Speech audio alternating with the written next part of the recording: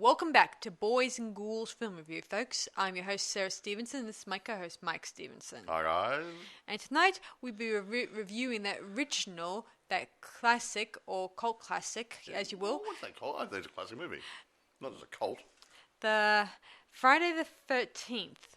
We'll mention the rest of the other ones as we go along, but we're going to review the first one. The original one which started off the Juggernaut. Mm-hmm. Yeah, the Juggernaut, whatever that means. The thing which just kept going and kept going. Yeah. So you look at, you got Halloween, they made lots of them. Don't know. Nightmare on Elm Street, they made a slew of those movies.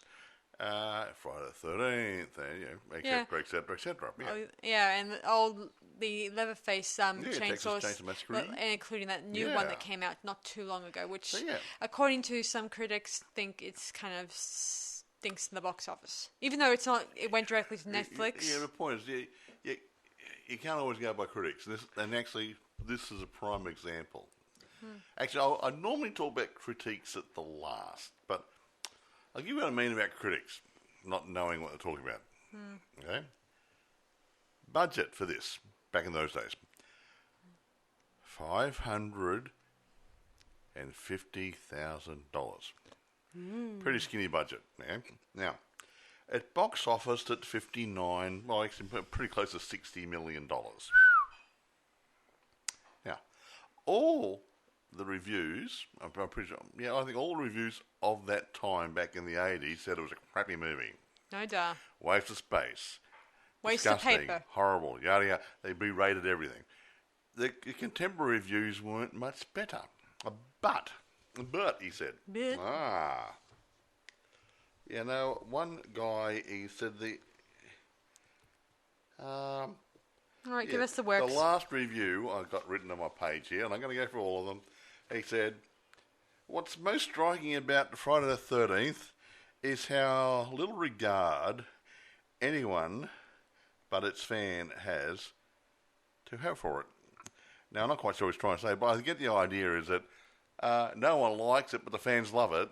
So the fans love it. Wasn't the movie made for the paying public? Yeah, just so you guys know, the guy who plays Jason in this first one, he's a good friend of mine. Is he? Yeah, we have often talked mostly about the slasher genre, and he's now a musician playing in his own band and stuff. First Jason, isn't it?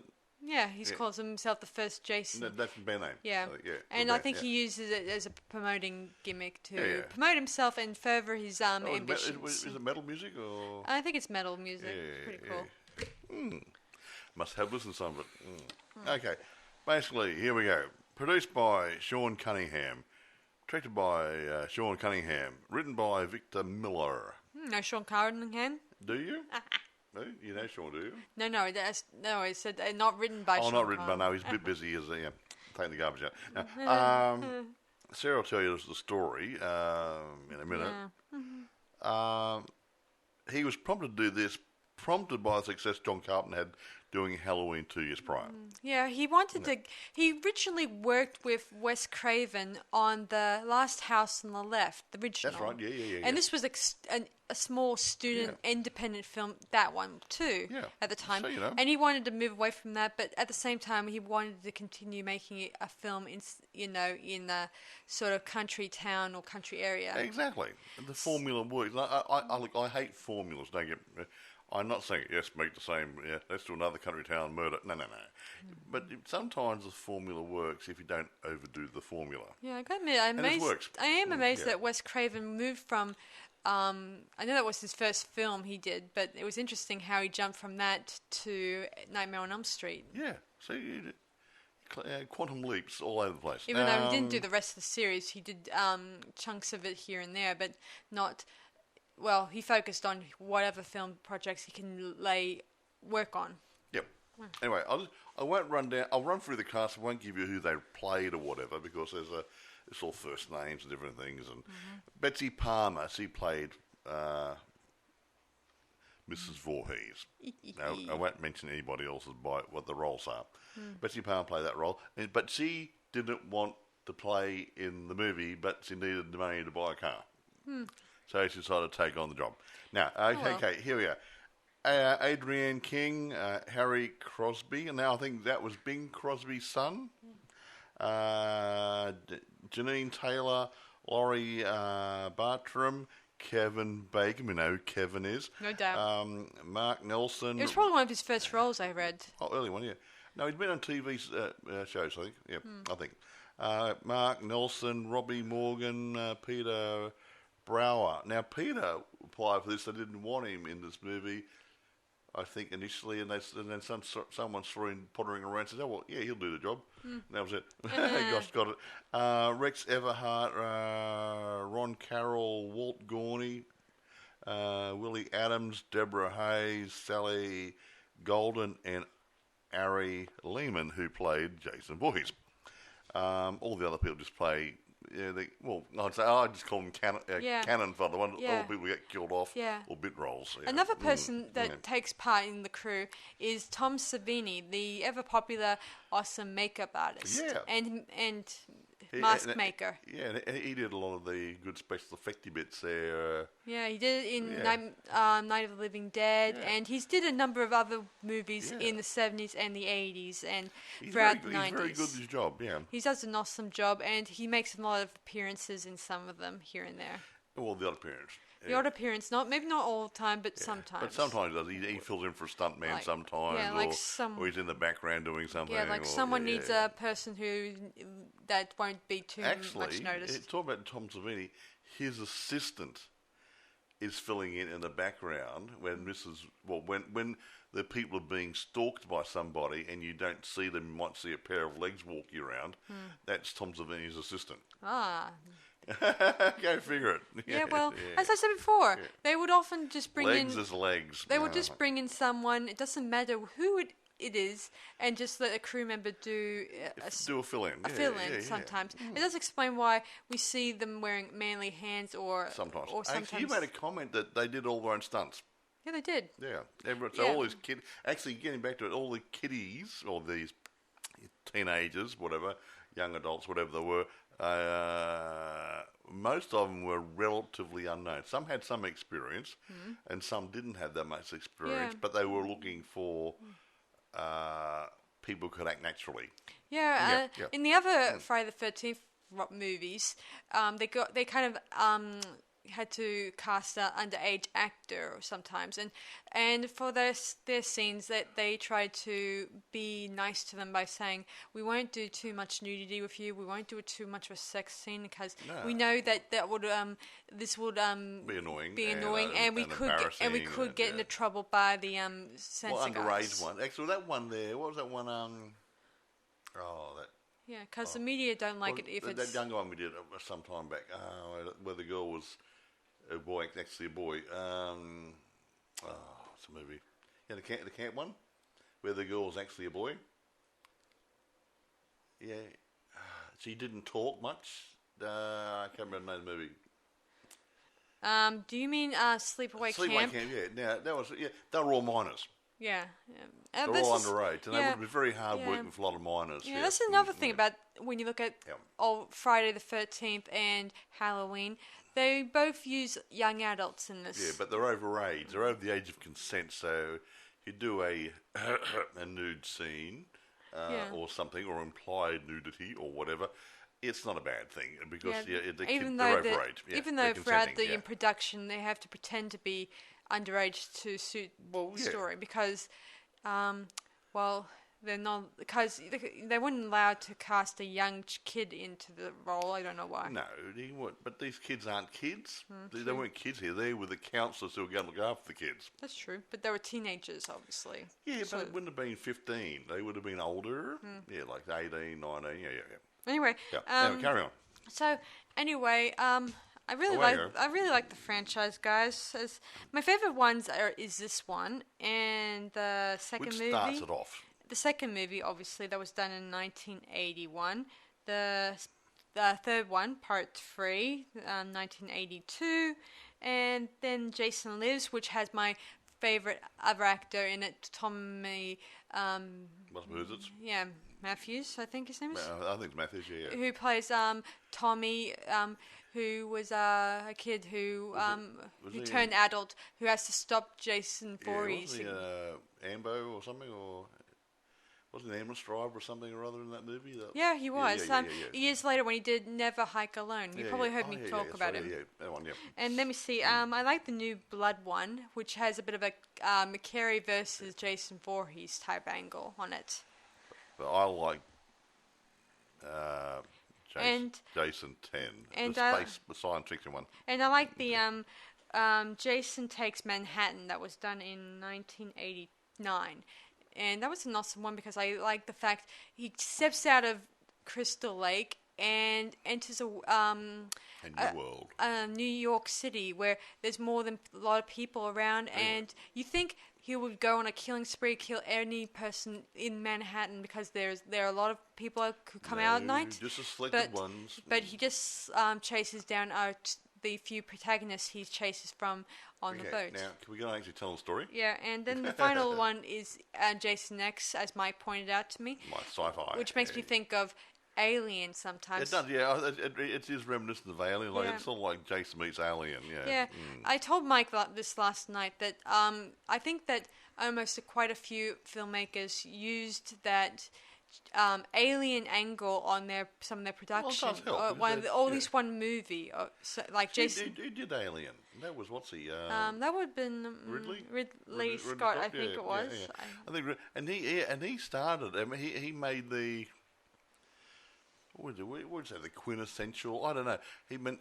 He put the benchmark in that. That's how you make a good modern sci-fi. Yeah. With a creature. They also did the same thing with Leprechaun. They did a movie episode. There's several of those, I think. Yeah, but they did one where it takes place in outer space. Oh, did they? I didn't know. And they did one with what's it called? Hellraiser. They did one episode regarding Leatherface in outer space too. So they everybody's been going. Well, hey, why not? Yeah. Well, the only other ones I haven't seen that have taken place in outer space is Michael Myers or I don't know who else. Maybe Freddy Krueger. I haven't seen any of those guys in outer space yet. But Freddy Krueger was in Jason 10. He was flying it. Oh, that was Robert Englund. Sorry, his old ego. My mistake. All right. He got killed anyway. So I'll get back to this. Telling the story. The 1981, the original, yada yada. Yada yada. So the story starts off with a bunch of camp counselors singing Kumbaya or whatever. Just so you guys know, this was originally going to be called, what's it called? It's originally going to be called A Long Night at Camp Blood. Yeah. And while I think that title sounds not as appealing, it won't last beyond the second season of movies. But someone suggested this title and said, "Oh, that looks pretty good." Yeah, because everyone kept saying Camp Blood, Camp Blood, Camp Blood. Yeah, it's ongoing. Tied, yeah. It's an ongoing tagline in the movie. Exactly. Which it wasn't really a good one. Can we get on to the story? Okay. So these two camp counselors, one who's a shy girl with a clipboard and a guitar, head upstairs and make whoopee. Yeah, whoopee. Yeah. You know the hunker chunker. You know, like, you know what I mean. Yeah, and then we see a point of view shot of the supposedly killer that comes creeping up on them and kills them. And we flash a very bright light, and we get our title card, which crashes right into the camera, lands. Yay. Anyway, that starts. And then it's 21 years later, the movie starts. The one thing I like about this movie is the, what's his name, the guy who does the composer music? Oh, Manfred, what's his name? I got his name here somewhere. Manfredini, something like that? Yeah, something about that music makes me think of Psycho theme. They actually got the idea from Jaws. Yeah, Psycho or Jaws. No, I think I got more of a Jawsy idea about it. Yeah, but it does have that type of feeling behind it. But maybe but you got the idea inspired by Jaws because you didn't see the shark all the time. You just had the mood music. I get it. Doing the atmos. I guess it's the violins that get me. Oh, very nice. Happy little gypsy. Now, tell the story. Anyway, a few years later, shut up. a few years later, we see a camp counselor heading down to the town, and she gets a hitch a ride with a truck driver, and she wants to go up to the Camp Crystal Lake. And of course, the townspeople are saying, "Ooh, you don't know that place. That place is bad news." And of course, they keep going, saying it's Camp Blood, all that stuff, blah blah blah blah. Yeah. And we never get the end of it. So the truck driver, as they're heading out the door, we meet the crazy Ralph. Yeah, crazy Ralph. Prophet of Doom. The Prophet You're of Doom. going up to Camp Blood. Mm-hmm. You won't come back. And you. Yeah. He's a real weirdo. Really good. Yeah, he gets killed off in the second movie. Actually, I read something in some notes there that they put him in there. He wasn't in the original script, I don't think. They put Ralph in there to make you think he might be the killer. Ah, clever. A weird guy off his, off his chopper. Off his chops. He's a really weird guy, and okay, he's a weirdo, maybe. And you see him a little bit later. He's up at the camp. So is he the killer? But maybe yes, maybe no. Aha. Yeah, so here's a fly in the ointment. Yes. So anyway, the truck driver drives her so far up the street to the cemetery, which I think is some red herring. Interesting. And he leaves her on her own to travel a bit, and she runs across another person in a person in a little jeep type thing, yeah. And they drive a bit, and they talk a bit, and then she realizes that they're driving past the Crystal Lake camp. Yeah, and this person isn't going to stop. But they don't know if it's a man or a lady or a young person or a cameraman. Because they're not saying anything. You don't hear the voice. No, in fact, it's all one-sided. The girl in the car is all doing the talking. Yeah, exactly right. Anyway, she jumps out of the car and she runs into the woods, and our unknown killer is stalking her, and eventually she does kill her in the end. No, so now you got Crazy Ralph and an unknown driver, two possible killers. Is Ralph the guy in the Jeep? We don't know. Yeah. Then we snap forward to Alice, a nice final girl type, who's with a few of the other counselors. Nice. And along with the head counselor guy, the guy in charge, telling them to get things organized because they're expecting campers eventually in the next couple of days and stuff. Don't know when. Yep. Anyway, so they start setting up and partly having fun, going for a swim, doing the naughty teenage stuff. I mean, there's no kiddies look after. He's got a few chores to get the place ready, a bit of painting, a bit of this, a bit of cleaning, just one of those organising. things. Yeah. Anyway, so they even confront see a snake in their hut. I mean, yeah, and actually that was a hired snake. Yeah, by a pet shop. From a pet shop. And they actually killed the poor thing. And they weren't supposed to kill it. They were supposed to take it back in a reasonable state of repair. Naughty. Yeah, poor snake. They could have pretended to kill it, but they killed the poor snakey with a machete. I mean, it's good realism, but And then someone said, "We know it's for dinner." Yeah, right. Yuck. Anyway, so the kids get themselves busy. It's starting to get cloudy out there, and two of our characters decide to go have an early night. Get the hints. Wink, wink, nudge, nudge, say no more. Yeah. There's Kevin Bacon in there. Yeah, and the craze and the comedy relief, he goes into one of the cabins, he sees someone, and he gets killed off screen. There's going to be a lot of killing off. Yeah. There's going to be a lot of killing off screens, which is not too bad. I don't mind that so much, unlike some people who want it slapped out right in your face. Yeah. Actually, the funny part is, I mean, you make a movie like this, right? Yeah. I don't know, I'm not digressing.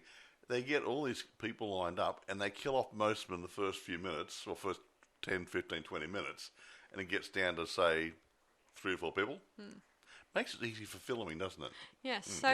So Kevin and the unknown girl, not an unknown girl. Whatever her name is. Is it Marcy? No. Whatever, yeah. Doing the what. While 3 of the other characters are just sitting down to a nice friendly game of Monopoly, Strip Monopoly. Yeah, Strip Monopoly. I've never played Strip Monopoly. Yeah. So they sit down and start playing and all that stuff. While this is happening, both our 2 kids who are making out are You know, one of them goes off to wash up. Clean up, have a squirt in the dirt, you know. Yeah, while Kevin is just lying in his bunk. And then this is where the memorable scene where he gets grabbed by his head and an arrow gets stabbed right through the mattress. Yeah, his neck. It's an arrow, actually. He's using an arrow. Yeah, and they shove it, comes straight through the mattress, through the back of his neck, and out the front of his neck. Ooh, I love that. And it's a credit to Tom Savini, because that was one of his effects. It looks so damn good. Both him and his assistant assisted that in that scene. It was pretty cool. Yeah. And of course, I don't know if it was Tom or his assistant, but they had to blow through the tube to blow the blood out. Yeah. Someone had to. Yeah, someone has to do it's your turn to blow the tube. But it looked okay for me, to me. It looked great. It looked effective, enough to make me throw up. Yeah, really good. Yeah. Moving on, the girl in the bathroom who's getting herself cleaned up, and she thinks that maybe one of her friends is in the bath in there, or Kevin maybe, and she opens a curtain, and we think, nah, no one's there, and then we see a silhouette of an axe. Yes. Nice little hatchet type axe, and it comes straight down and gets her right in the head. Yeah, that's another Tom Savini special effect. It looks really good. Well done. Yeah, while this is happening, one of the camp owner who's eating a nice late dinner at the diner in town. He had the guy in charge. He actually went into town to pick up supplies and stuff, and obviously spent a bit of time there, and probably had some dinner, and and talked to her. He's getting ready to come back, and it's raining now. Really heavily. I wonder that was planned. I don't know. Maybe it was raining and at the site, and they wanted to make sure that sort of thing continues. No, maybe you don't say, "Oh, we're going to play a screen, going to do our filming over this weekend or a couple of weeks, and that night it's going to rain, so do a filming." Yeah. I think maybe it rained and they just worked it in. Maybe. You never know. You never know. It worked. I mean, I would have loved that in my film project, Hack the Cat People. We had a rainy day on the first shoot day, and while I would have loved to incorporate that in there, but we had to film scenes in all over the place, and so we had to film when the rain stopped for a bit. Exactly. Anyway, back to that story.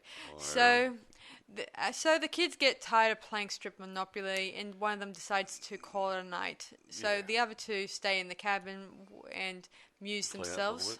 Yeah. While the other one goes, dresses in her pajamas that look like they would be good for grandparents. Yeah, mine is neck to ankles 90s that your grandma used to wear. One of those. Yeah, not baby doll pajamas. Baby dolls. My wife used to wear baby dolls when I first met her. They looked really cute. Don't get them the idea. Well, right, period. You know. Yeah. Anyway, back to the story. So she goes there. She reads a book, and she starts hearing a little kid's voice saying, "Help me, Mommy, help me." No, yeah, they'll let up. Yeah. So she heads outside, and she heads down to the archery range. Archery range. And the light comes on, and she continues to think it's probably Billy playing a practical joke or something. He can't. He's busy at the moment. He's dead. And suddenly we see the lights go off, and we don't see her again. We hear her in the distance. Yeah. Now that we are left with two people, or no, make that three people. I forgot. The other girl who goes to wash up, and the leading girl, Alice, and Jack, is it? Yeah, one of them. No, that's Kevin. Ned. Yeah. Ned. Whatever. So they're left alone together, and they decide to try to find out what's happening. And they found out that Alice noticed that the archery range lights were on, and now they're turned off. There's something sinister. Someone's doing something. Yes, and then somehow the generator goes off, and they have to go and restart it, or something like that. Chugga. And they also try to call the phone, use the phone, but for some reason the phone's not working. Because guess what? Choppy. He had a naughty guy. The antagonist has cut the wires. While this is all happening, the owner of the camp is now coming home, and he got lived by his the sheriff, I think. Yeah, sheriff, I think, or deputy. Sheriff. I'm not sure. Sheriff, I think. Yeah. I think it's the guy that they met earlier on. Yeah. He's an idiot. Yeah. Anyway, he then gets dropped off at the camp. then gets to the camp, and he sees someone that looks faintly familiar to him. We see it from another point of view shot, and he gets killed off screen, obviously. Another one. Well, still don't see anybody we know. Who's the killer? Yeah, Alice is back in the other cabin, and while the other guy tries to fix the generator, and while she's napping on the couch, Ned doesn't come back. So and the rain stops, so she heads outside, she starts exploring the area, and then she eventually finds Ned pinned to the door with arrows protruding into his neck and organs and stuff, and it looks disgusting in a great and gruesome way. Actually, we got names. Not Ned, it's Bill. Okay, sorry, guys. Bill was the last man standing. But he wasn't standing anymore. Yeah. So she continues to run. She decides to barricade herself inside the cabin, and eventually one of the windows breaks and shatters, and her friend, I don't know which one. Oh yeah, I think it's the girl they were doing strip Monopoly with, crashes through the window, and she looks pretty dead from where I stand. And there's Brenda came flying through the window. Yeah, dead, so obviously. She then sees a car driving up, a light. She thinks it's Steve. Oh, the boss is here to save us. Yes, she then takes away the chairs and tables that she'd barricade the door with, and approaches that person, and she finds out it's Pamela Voorhees. Yes. It would have been great if she appeared in the beginning to make out that she's a nice person. No, that's the whole point. But I guess she's not supposed to be there. She then tells them that she used to work there and years ago, and she comforts dear old Alice for a minute. And then she starts talking about the little boy who drowned there 20 years ago. Yeah, acting aggressive, and it starts... And she starts to get a bit psychotic and says, that was my boy, that was my son. And the counsellors, blah, blah, she blamed everybody. Yeah, she blamed the counsellors for going out and having sex while he was swimming. Well, I mean, I would have blamed Jason for not learning how to bloody swim. Well, maybe he couldn't swim. Well, where was Mummy? She was working there. Yeah, she was working, and anyway, it doesn't matter. For a kid. Yeah. So it's always good to blame somebody else. Anyway, moving on. So back to the story. Then we get a fight scene between Pamela and Alice, and eventually Alice sort of tries to win, which even kind of eventually knocks her out, and there's blood trickling. Trickle. She then heads down to the lake, and as she's sitting there, Pamela comes off behind her and tries to kill her with a machete. I wonder where she got that idea from. Yeah, luckily Alice takes up one of the oars and tries to use it as a weapon. Of course, Pamela chops right through it. Yeah, that's one wood for machete. Yeah, and all the time they're fighting. As I said before, this is not stunt double people. They're really tearing at each other. Yeah. No, so it's not all not fake. Actually, I'll just stop for a minute. When they're actually having the fight in the building, the lady, Mrs. Voorhees, the actress said, she's a stage actress as well, said we should practice the scene. And on stage, if you slap somebody, you slap them on stage. You don't just pretend to slap them. It's got to look real and you hear the noise. I get it. So they're pretending they're going through the scene, and she slapped her, and Alice started crying, and she hit me. and the director said, on stage you do it.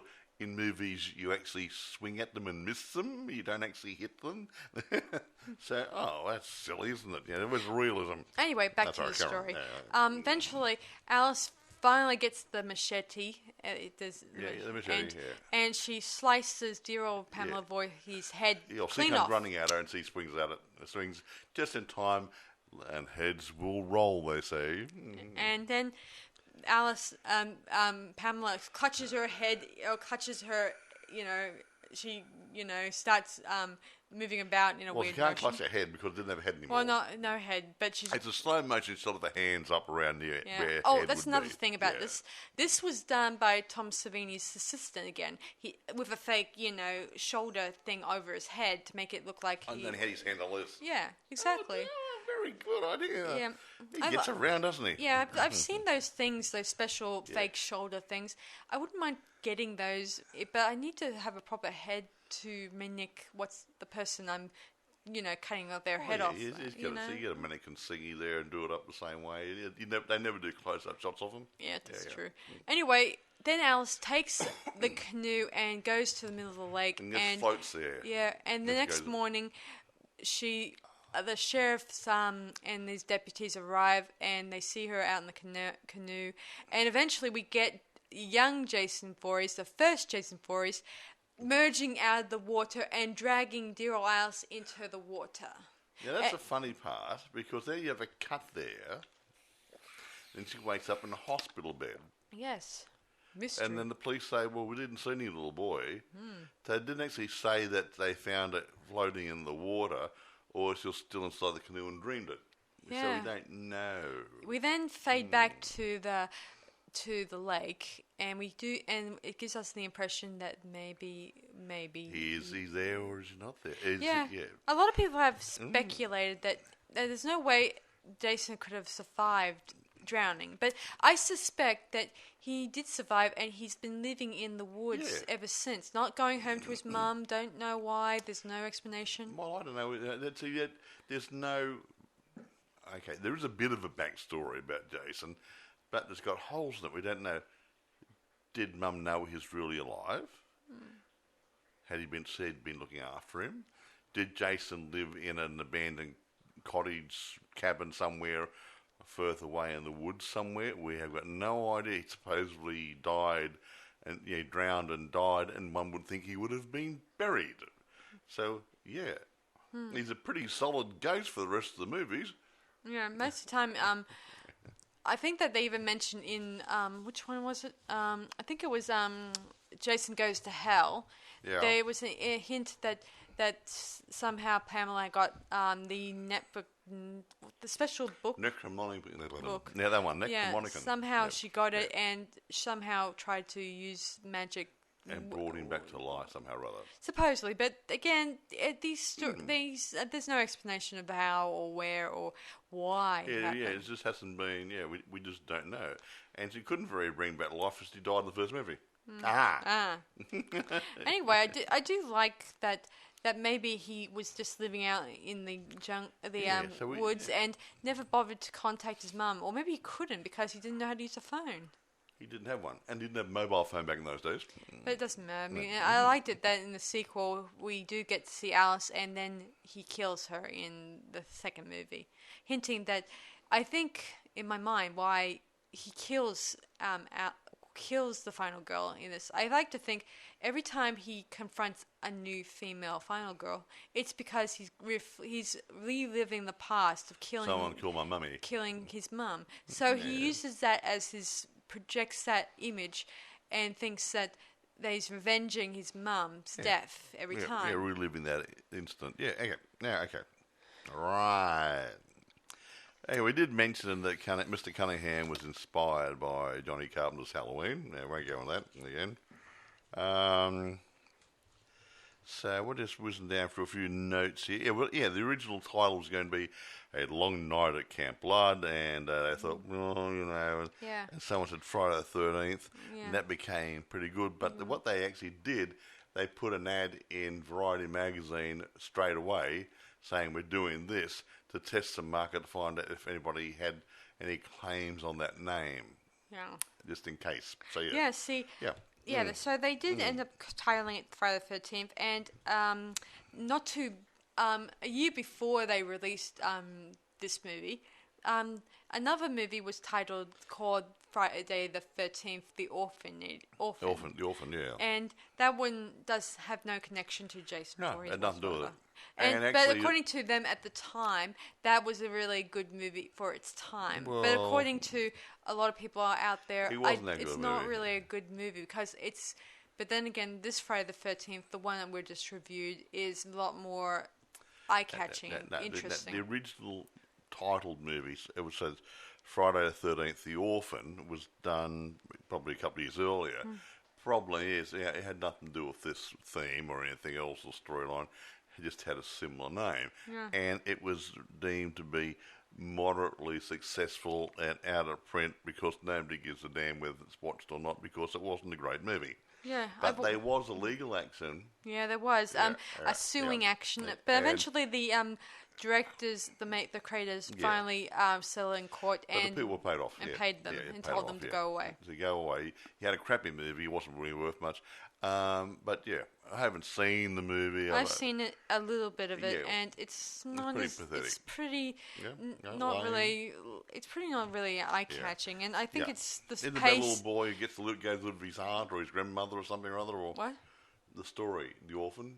Yeah, it's about a boy whose father dies, and he has to live with his aunt, who's a strange aunt. It's a weird lady. And I don't really like the story because I think it's so slow. We're not doing that one.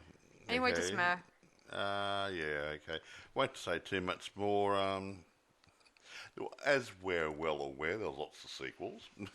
Yeah, I mean, most of them don't really add up sometimes, but they're more like standalones whenever I watch them. Yeah. Which is not a very big problem to me because, except for the Thomas Jarvis one, which is a bit of a, it has a bit of a continuation there, and the part where, what was that one I'm thinking of? The New Blood one, where in that one somehow they continue where the story left off, where Tommy ties Jason to the bottom of the water, and somehow he gets revived in the New Blood one. Well, there you go. And then somehow he goes back down there, and then we flash forward to the one where Jason takes Manhattan. Anyway, moving on to casting for a little bit. They didn't have a big budget, so they couldn't get big name artists. So the idea was to get natural artists. Yeah, I mean, did you know how many times they've have casted for, Jason Voorhees throughout? I mean, most of the actors, some of the first ones passed away, except for the first one who was a young boy at the time. Yes, okay, that's fine. I'm just saying. I was talking about casting. Yeah, I still have fond memories of Kane Hodder in the role. Kane's good, yeah. Anyway, here we go. Now, several of them had been in soap operas prior to this, so they had some acting skills. Here are Kevin Bacon, Laurie Bartram, and Peter Brower, and Adrian King. They've been in soap operas. Okay. Now, Alice Hardy was part of a casting call. They had lots of people, and she got her role. I read you said something last night that she makes you think of Jamie Lee Curtis. I think to me she's a Jamie Lee Curtis type, or let's say not Jamie Lee Curtis, but the role that Jamie Lee Curtis had in Halloween. Yeah, well, I think there's some similarities. That's why I liked her. Yeah, she's not the eye candy. There's a good-looking girl who was nice, level-headed, that sort of stuff, and I think they emulated that sort of thing in this movie to do something like, what was Jamie Lee Curtis's role in that movie? She was Laurie Strode. Well, yeah, Laurie Strode type for this movie. Yeah. Anyway, but here we go. The role, okay, they wanted Sally Field to play it. Sally Field. But they couldn't afford her. And just too high profile. So that didn't go there. So, I want to get down to...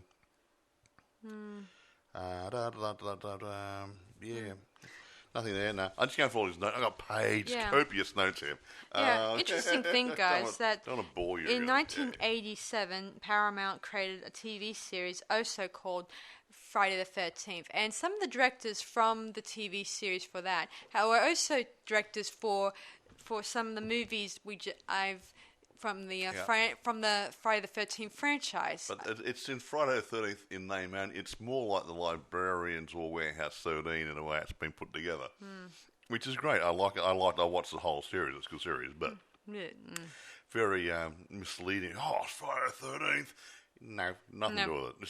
It's in name only. Yeah, and in 2015 they released a video game titled Friday the 13th, and that one's a pretty awesome one. It does multiple players, and where most of the time you have to fight Jason Voorhees, and it's usually a bit of a challenge because I think you need more than one person to work together to fight him. because the rule to the game is you have to find Pamela's, body and put on the sweater and trick dear old Jason Voorhees, just like in the Friday the 13th, this part 2, where the girl in that pretends and uses her child's psychology to fool dear old Jason into believing that she is his mum. Yeah, lovely. Now, here we go. Filming was shot in and around the townships of Hardwick, Blairstown, and Hope in Warren County, New Jersey. Ooh. Okay. In September 79. There you go. Camp scenes were shot on a working Boy Scout camp. Cool. Camp Nobi Bosco, whatever that is, which is located in Hardwick. Mm-hmm. Camp is still standing and still operates as a summer camp. How about that? Whoa. I'm just wondering how much it costs to rent it. That's a good question. What else is there? I don't know, blah, blah, blah, blah, blah, blah. Yeah, nothing there. Music, Harry Manfredini, he got some ideas from Jaws and other movies to try to figure out the best way to create the atmos and different things. And, he did quite good. And actually, there's a lot of times there's no music in this, and that was done for a reason. Mm. They chose not to have too much music and only occasionally. Yeah. That was a... like the final scene where Alice is in the canoe and it's all nice, calm, calm, cool music indicating it's all over, but then we get and it wells up a little bit. They just kept it, but they relied on the dialogue and atmos noises, like, there's rain in the background, or there's scream in the background somewhere way off, or crickets going chirp, chirp, chirp, that sort of stuff. And they relied on that atmos to create a feeling, not so much music. Which, if you got a dead thing, if you're doing it inside a house and you got no other noise in there, and it can get a bit boring. Mm-hmm. But when you're outside, you got nature noises and other things happening. You probably don't need as much. And actually, what they actually did when they did have music, they'd actually dial the music off before the action. Cool. Say, nothing's going to happen because there's no music, and all of a sudden a jump scare comes in. Yeah. Which that was also chosen. That bit of a pause, a lull people into a sense of false security before they scare the crap out of them. The music comes on and something's going to happen here. And then someone kind of falls through the window indicating they're dead. It's like in Psycho when they had everything. Every time something's going to happen, Psycho heard. You knew straight away something's going to go. Every time. Yeah. It works sometimes, but sometimes it's good not to tell everybody what's going on. And everything, everything's going good, and then scare the crap out of them. Yeah. And you got to change their underwear. Yeah. That's good. Yeah, it's just like when we've reviewed that horrible remake of the Psycho, and they try to reuse the soundtrack over and over. Yeah, someone's having the fish and chips to hear it. No, it's a bit too much. Yeah. Now, okay, getting on to critiques. I'm not going to go through all the critiques, but I did touch on it before. The original criticisms on the movie were pretty much all negative. The critics at the time could not understand the movie and what they're trying to achieve. They just thought it was cheap, nasty, unnecessary violence, etc. Blah blah. They could not find any redeeming qualities whatsoever. And the contemporary reviews weren't much better. However, funny thing that it's basically that even though it may have been just awesome for the audience to watch. But that's the whole point. The critics didn't like it, but it was made for $500,000 and made $60 million at the box office. It's been going through syndication through the TV stations, probably on streaming networks now. It was on VHS tape and probably on Laserdisc, and now it's on DVD, and now it's on Blu-ray, and the whole series is available. Yeah. Does that tell you something? Did the producer-directors get it right? Yeah. And the critics got it wrong. I would say critics, you really need to come up to speed. But bear in mind, Mike, these guys, I keep going back to the fact these people probably think 1950s movies were the in back then. Yeah, but when something new comes along, like something in the 60s or 70s that's out of their depth, they then write something negative no, and think negative, horrible, no. And they don't think it's their generation because they're a bunch of old men or old people. Yeah, old people who don't really appreciate it. They Even this is more for a young audience. They should be more realistic in their assessment. And it's like in the music scene. I'm just digressing for a minute. And now some of you guys in America might be able to remember this. Way back in the olden days, when the Beatles first came out in England, their music filtered over to America, and some of the young kids, well, a lot of the young kids out there said, hey, this is great. It's better than the stuff we listen to now, because they had the lounge music, like the Bobby Darrens and all that sort of stuff. That sort of nice, the modern day crooner type stuff. And this was like a big change. The beat bands started to come in. The British invasion comes over to America, and the kids are going wild over it. The parents didn't understand it. The DJs, I don't believe, understood too much either. This is a new thing coming out. And then, to stop the British invasion, it wasn't only the Beatles coming out, they fabricated the Monkees. They got all these auditions together to make a band, and you got songwriters. I think some of the Wrecking Crew were involved in the songwriting, and I know they actually did the musical tracks for them. Initially, Mickey Dolenz was actually taught to play drums by Hal Blaine. He wasn't actually a drummer when it started. So they actually made that. So America had this. They could have had it before America did, because American.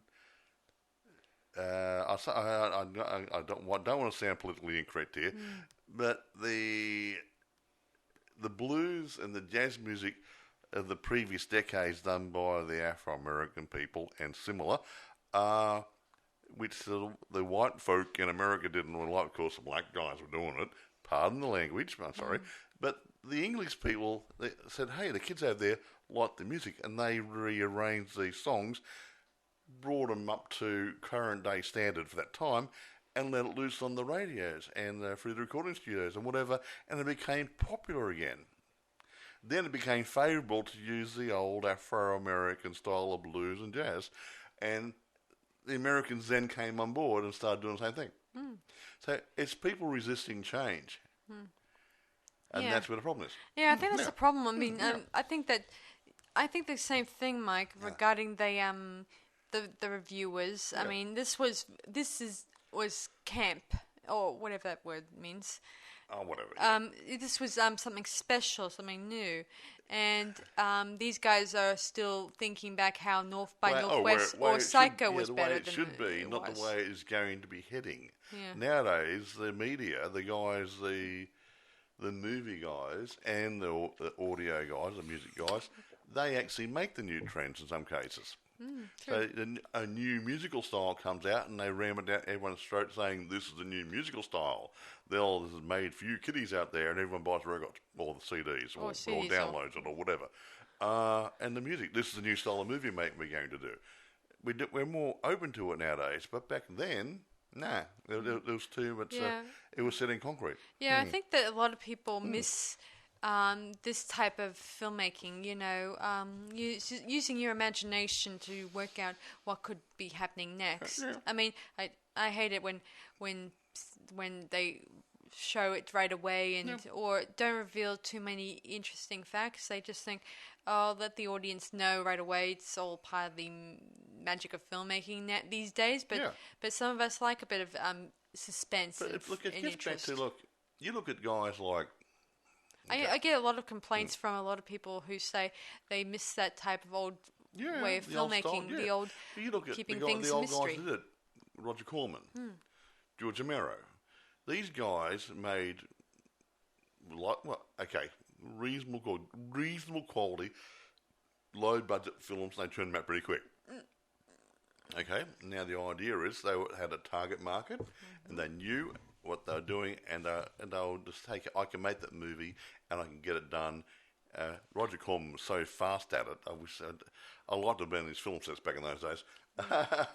I don't. George got quite that fast, but people like that were churning these movies out because there was a market for them. Mm-hmm. Now, whether they liked what George or Roger were doing, it doesn't really matter. Yeah, bear in mind. Watch them. Plus, these guys, they draw inspiration from William Castle, Alfred Hitchcock, you name it. These guys, exactly. William Castle. And these guys were the benchmark to helping these guys they got inspired by them. Get them inspired and start looking to a more newer age of filmmaking. That goes back to Alfred Hitchcock. Alfred Hitchcock, he grew up in the industry. He started off as a screenwriter and different things, and he worked his way up to producer, director. And when he got into doing Psycho, nobody wanted to touch him. He said, no one's going to want to watch that. Yeah. That's crappy. That's horrible. A killer guy who's a transvestite or something. No. And people are still watching it today. Yeah. The best thing he ever made. Yes. Still boyfriends are bringing their girlfriend to it just so they can watch their girlfriend clinging to their arm. Yeah, whatever it is. It is still, even by today's, for someone who has never seen the original Psycho movie, and if you guys out there, young guys, some people say, it's one of those old movies, go and watch it, the original Alfred Hitchcock version. Yeah. Not the remakes by, there's a fan movie done of a remake, not that one, the original one, what Alfred did in old black and white, and it's a downright suspense thriller, weird. It's not a horror movie, but it's certainly bordering on it. It is a really creepy, scary movie. Another thing I should mention to Mike, I was talking to a lot of people about the new Texas Chainsaw Massacre movie that was coming out, and one person commented to me how he thought the whole franchise of Chainsaw Massacre was horrible, but there were some good ones in there. Yeah. Don't get me wrong. You just have to franchises. Some people out there know what they like and know which ones they like. Yeah. But some people don't like franchises. Now, I had a friend, he passed away a couple of years ago. Until I met him, he'd never seen a franchise movie. He used to watch standalone movies only. And but I said, well, what about your Rocky movies? He's in boxing, you see. And it dawned on him, Rocky was a franchise. With Rocky, 10 movies, was it? Whatever. And that's a franchise. And I got him into watching Alien and other good groovy things. And he didn't realise what he'd been missing out on. Yeah. But you watch them in order, like Alien 1, Alien 2, Alien 3, it develops quite nicely. Yeah, it's probably, as I said in the past, usually it depends on what kind of franchise you're looking at. Some of them do have a continuation of the story, others don't. They just think... Well, that's a problem. They often think, okay, we're not going to go back to that particular story. We're going to start off with something else, something new, something with new characters and a new storyline, and we'll drift away from that previous scene in that ending of that movie. I get that a lot. I mean, I've watched it in a lot of the 80s and 90s movies. I thought we moved past that sort of thing, but now we've gone back to that sort of thing again when I think about it. I can get the same amount of joy watching an crappy old black and white movie as I can get when watching a new release. Because I'm not actually looking at, one's colour, one's black and white. I try to overlook the acting styles. I'm looking for the directorship. I just like the continuity, the set design, the storylines, and some of the old stuff is really, really good. I mean, look at Star Wars, the old one. I mean, not the new one. In that one, they did a continuation. Unlike the other franchises that were out there with them, they continued the story, while others they just went with a new bunch of actors because they either disagree with the scripts they pump out, or they decide to go for a different story angle with new actors. Yeah. Because the original actors may not want to come back. Yeah. Well, you look at it, they talk about franchises. Okay. Let's take. What's the earliest franchise you can think of? And I'm talking black and white franchises. Oh, good point. I guess I would pick the old Mummy movies. Close. They're sort of, I mean... How about Tarzan? Yeah, the Tarzan ones, obviously. They made dozens of Tarzan movies. Oh, I know it. And Johnny Weissmuller was not the first one. No. There was, I think, 2 other actors before him. and then somebody took over the role, I think, after him as well. But that is probably one of the longest franchises back in those days. Yeah, the Mummy and Frankenstein, they're okay. They made, say, I think 4 or 5 Mummy movies, and I think 5 or 6 Frankenstein movies. But the one thing about the Tarzan movies, there's no continuation of. No, I mean, apart from the fact. Yeah, but still part of the franchise. Yeah, Still franchise. They still they're all standalones, but they were a franchise. Yeah. Oh well, that's a lie. I mean, I should say. Well, he actually started off. He met Jane, and then later on, he was hanging out with Jane, and they found a baby, and they called Elephant. Oh no, boy. Yeah, I should have realised that. I mean, there was continuation there. Some continuity there. Yeah. But yeah, so the early franchises have been around for a long time, and they do work as long as the ideas remain fresh. Mm-hmm. If you can't get a fresh idea, put it to bed and find something else to do. Yeah. I didn't like when they did the new Chainsaw one, because in that one they changed Leatherface's location, and there's no explanation of why he was in this location. Oh, that one where he's in the town, the orphanage.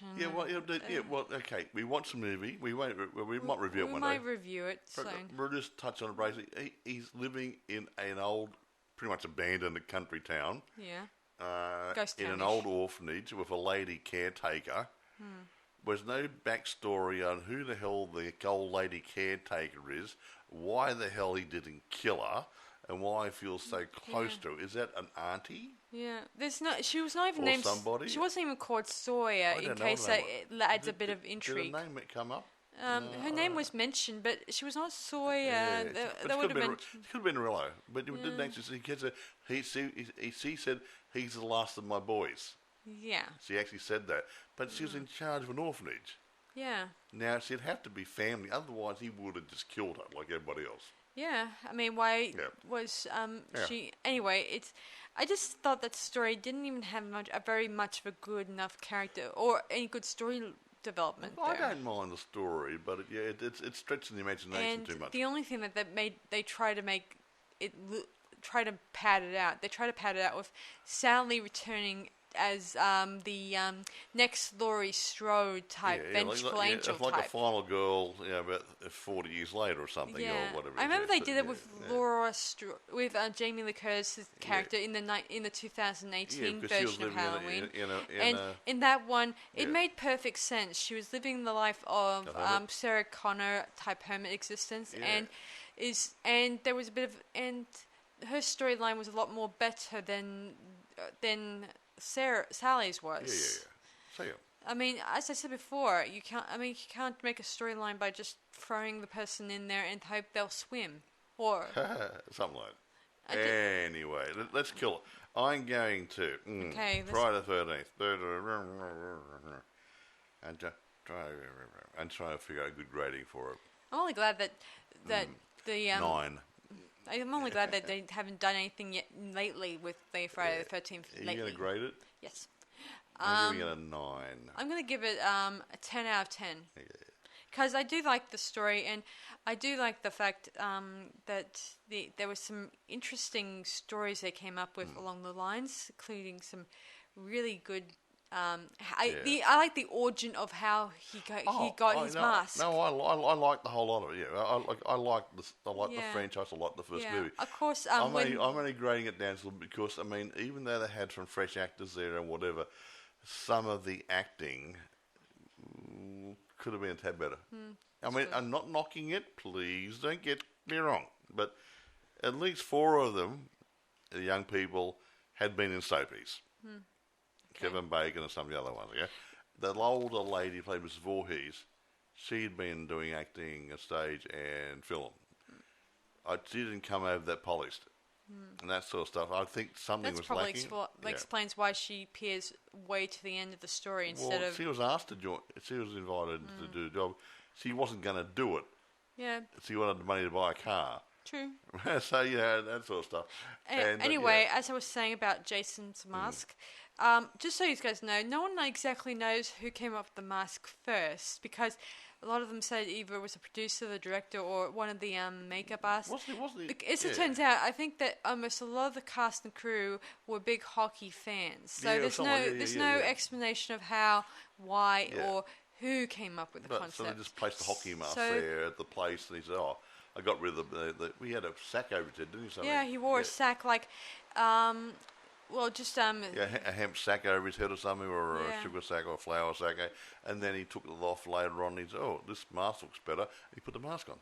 Yeah, that was it. It's a lot better, and I think that was the beginning of the Jason Voorhees image.